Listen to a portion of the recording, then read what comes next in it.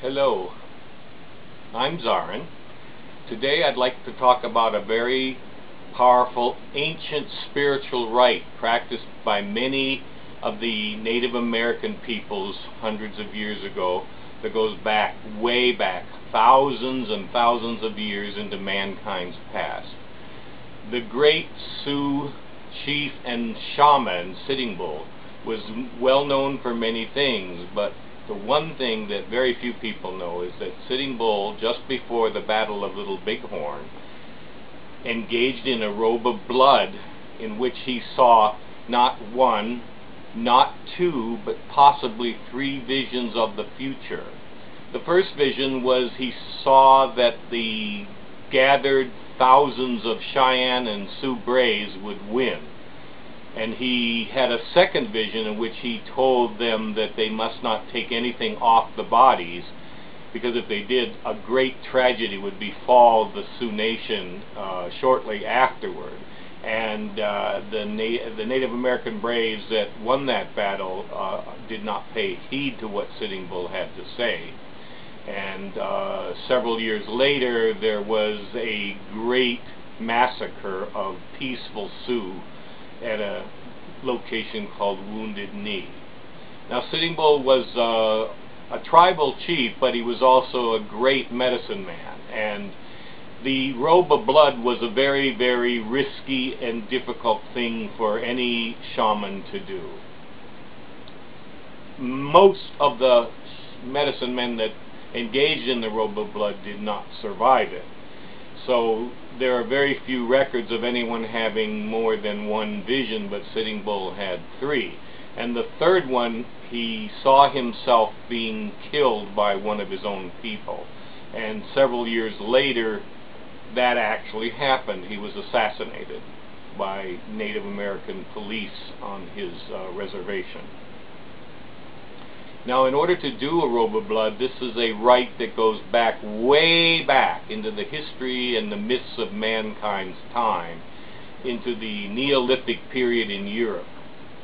And this would be maybe 20 to 30,000 years ago. The medicine men there realized that, or believed that the blood and the spirit were one and the same. And they believed that by bleeding, your spirit could be released, or at least part of it, into the spirit world, and you could make a connection to the spirit world that would give you visions and prophecies. And over the many, many thousands of years, this changed very little. The process changed very little.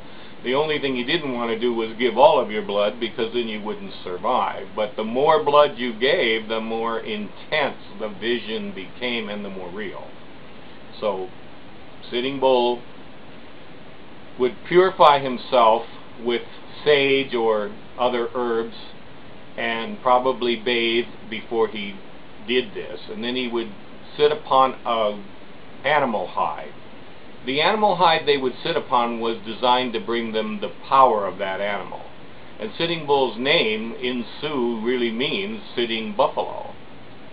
So he had a freshly prepared buffalo hide placed on the ground in a place where he would not be bothered or disturbed by anyone. And he would sit upon this buffalo hide, and he would take sharp instruments. In his case, they were metal knives, because those were the sharpest things they knew of. But prior to that, they would use obsidian blades, flint blades, anything that could be sharpened, and even shell was used in the past. And he would cut himself all over his body until the robe of blood, or the skin of the animal hide, was covered with his own blood. As I said, very, very few medicine men ever survived this, but Sitting Bull did. And he went on to become one of the most famous Native American chiefs that has ever lived. And he did have three visions, which is not normal. The reason why I mention the Robe of Blood in this video is that I've written a series of books called Atlantis, A Karmic Memory of the Rise and Fall. And in each one of them, there will be a robe of blood performed. Each robe of blood has a different result and is done for a different purpose. In the first book, which is out now, called Paradise, it is done to save the people of Atlantis from coming destruction. And in the second book, it is done for negative or evil purposes. Sometimes a shaman would try to do this in order to learn things from the spirit world that weren't exactly good. And most of them who tried this did not survive it, but one did. And this person brought about something in Atlantis that is with us even today.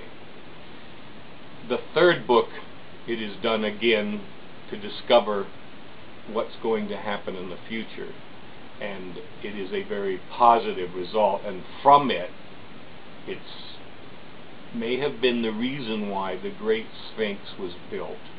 Some of the objects around the archaeological digs that they're finding right now might have been made, and I believe they've discovered another Sphinx, would you believe this, on an island off Chile.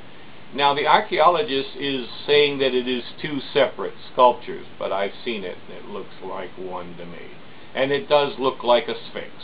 A man's head on a cat's body, which is a Sphinx.